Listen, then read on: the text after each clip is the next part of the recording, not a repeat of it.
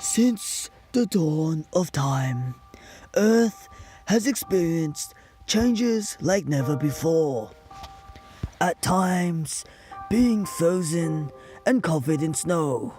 At others, blasted with fire and molten lava.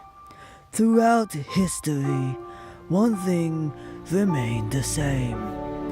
Earth is a host for a vast variety of species. Through the odds, some species have withstood the test of time. This is Galaxy. In this episode, Alex GRYLLS will explore the depths of extremophiles and discover how they manage to do the impossible. Hi, I'm Alex GRYLLS, and today I'll show you how these bacteria survive in environments where you cannot last a day.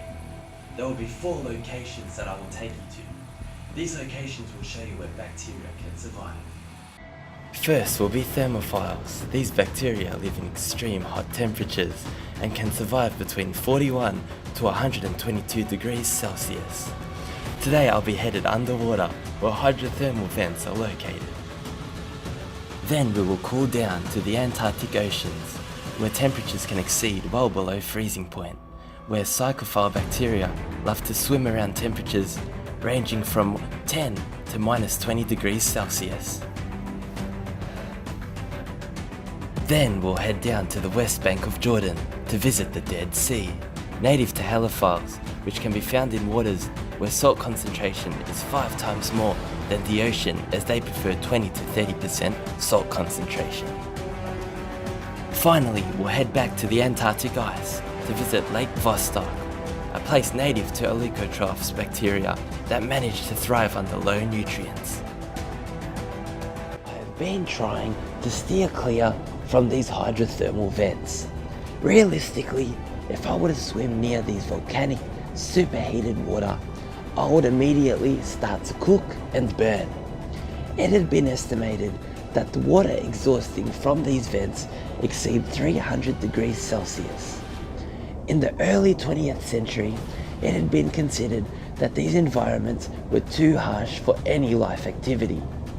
In 1966, Thomas Brock discovered living organisms in boiling hot springs of Yellowstone National Park. Since then, we have discovered more and more bacteria thriving near these hydrothermal vents. Oh, look right there! You can see a thermophile. This thermophile is an epsilon proteobacteria. It is gram-negative, as you can see by its pink colour. Their enzymes are extremozymes, and not only are they heat resistant, but they also work best in hot temperatures. You can see the small changes in the amino acid alter their ion pairs. This allows more polar hydrogen bonds to be formed, and thus forming the protein in a unique way to be more resistant to heat. They also have disulfide bonds for stability. Fun fact, thermophiles have higher degrees of salt, such as magnesium, potassium, to prevent the phosphodiester's from degrading. Alright guys, I've just arrived in Antarctica. It's absolutely freezing out here. Come on, I want to show you something. As you can see, surrounding us is nothing but ice and glacial plains. If you were stranded here, it would be a cold nightmare. Humans essentially are tropical animals. This harsh environment will impair the body functions and cells to start to slow down dramatically.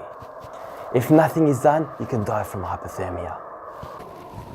Right there! This bacterium is known as a psychophile. Their ability to thrive in these harsh environments is amazing. They overcome barriers that are inherent in cold climates. These include reduced enzyme activity and decreased membrane fluidity. Their whole makeup has been adapted to suit these extreme cold temperatures. You can look closely and see that they've evolved into specialized proteins known as antifreeze, which binds to ice crystals and effectively protecting the bacteria. What's most important is that their enzyme is adapted to the cold. Because of this, they do not display slowed activity in cold climates. Fun fact, psychophile proteins have reduced number of ion pairs and hydrogen bonds and instead have an increased interaction with solvent, allowing for better accessibility for the active light whilst giving more resistance to the cold. Right now I'm in the Dead Sea. It's famous for harbouring nothing. As the name suggests, no animal life can sustain itself in these high salinity waters, except microorganisms. And just to my luck, look what the devil had slept in. This is a halophile. They are extremely salty and bitter about life. What kind of Gramstain are you? What Gramstain do you think I am? Halophiles have two strategies that enable them to grow and survive in high salinities. It prevents desiccation through osmotic movement of water of their cytoplasm. The first method is the accumulation of molar concentrations of potassium chloride. This process involves the entire intracellular machinery consisting of enzymes and proteins pumping ions across the membrane. This process reflects halophiles' ability to adapt to extreme conditions, as the proteins are active in environments that are near saturating salt concentrations. The second strategy is to exclude salt from the cytoplasm and to synthesize the accumulate organic compatible solutes that do not interfere with the enzymatic activity. At the genomic level, it can be seen that halophiles exhibit distinct dinucleotide codon usage which regular bacteria do not process, highlighting the evolution and adaptations of halophiles. I am back in Antarctica, in an area known as Lake Vostok. This is one of the most uninhabitable areas to most animals. Only extremophiles, such as oligotrophes, can survive in these harsh environments. Oh look, there's one right there.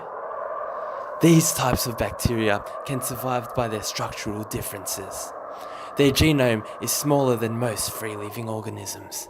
Therefore, it becomes highly sensitive to small amounts of nutrients and enhanced energy consumption when replication occurs.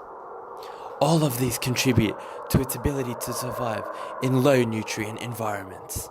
Antarctica is the most common place to find oligotrophic bacterium, as it offers very little to sustain life. The extreme cold is a heavy limiting factor, particularly to nutrients that may support life. However, there are certain places where even this is pushed to the extreme.